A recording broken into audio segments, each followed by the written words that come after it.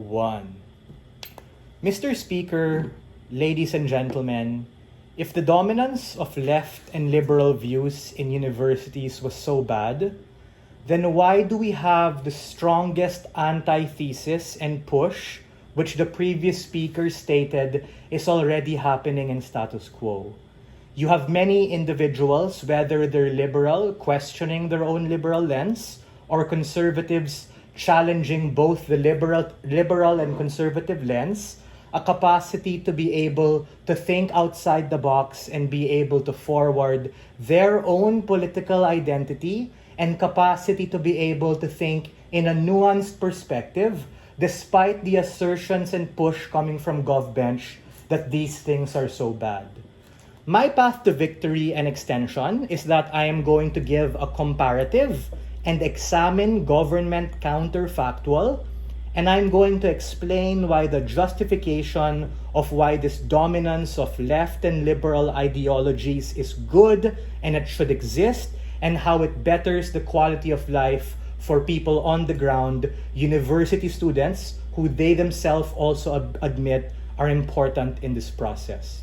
Before that, I'm going to answer an interesting question, which I think Andre tried to raise in the earlier part of the round, but wasn't fully able to tie back their case to. That question is, why the fuck is there a dominance in the first place? There is a dominance in the first place because there is a valid response to a particularly dominant ideology in the past, which was right and conservative views. Decades ago, you had a very strong presence of the Catholic Church and other religious institutions, but over time, you had things like the separation of church and state and rise of secularism that were able to do things to directly deal with that. What does the dominance of left and liberal views do to society, and how does this uniquely affect university life? A. We agree that in its worst case, all of these hypersensitive and very annoying woke stuff that we see in the US, whether you're in an Ivy League or community college, or in the Philippines, like in state universities and college, like what CG said, in the UP system, are to some extent extreme and maybe even you're so fucking liberal, you're at the point of not even becoming liberal anymore to the point that you're closed-minded. But we think this uniquely becomes a catalyst and litmus test to be able to actually look at the spectrum of political ideology in society. My demonstration here is the Overton window and spectrum of political sensitivity. On the far left, you have the left liberals. On the far right, you have the conservative right. And somewhere in the middle, you converge moderates. The far ends of the spectrum are more radical. And as you go towards the middle, it becomes less radical. We think that, to a large extent, this shows a sense of dynamism and cyclicality throughout time, which are really different depending on political regime, economic reality, and social narratives. And these things throughout time move across that spectrum. Note that this is independent of opening opposition push that what is really dominant. And the question is, it fucking depends depending where you are in society. And we think that when you skew something to the far left or on the far right, that actually pushes the capacity for people to grow within that spectrum and as a consequence identify where they want to fit their own ideology. We think that this is a valid and effective political expression, and the nuance to dominance is that you need to accept the harshest, the most rigid, the ugliest, and the most radical form of both the left and the right in order to actually have a sense of agency and capacity to be able to choose where you are in that political spectrum.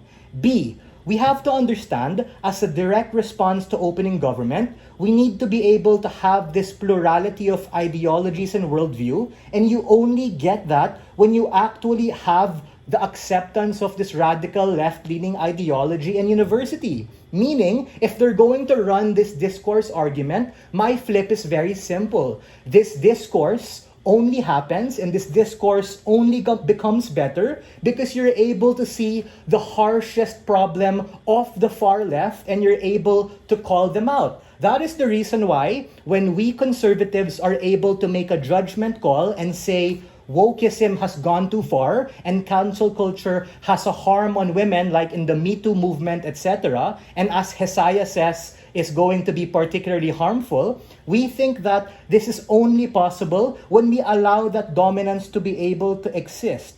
That is to say that the political spectrum has largely expanded and become more nuanced because of the dominance of the political ideology. This is the prerequisite to do the following impacts. Number one, call out the worst parts of it and actually have some sort of discussion that's actually proximate to students. So for instance, the birth of the British parliamentary debate system, which was patterned after the British Parliament, that actually began in European tea shops and coffee houses, wherein people were actually using that as the foundation of debate societies, the foundation and birth of things like the Oxford and Cambridge Union that actually forward these particular capacities of people. Number two, you have an incentive structure for students to be able to choose a particular side and be aware not just about woke social movements as what opening said, but aware about so many other things. Things like healthcare, things like gun rights, things like the privatization of industries. The intuition here is any debate topic that we have that majority of people on social media are now able to understand and express amongst themselves.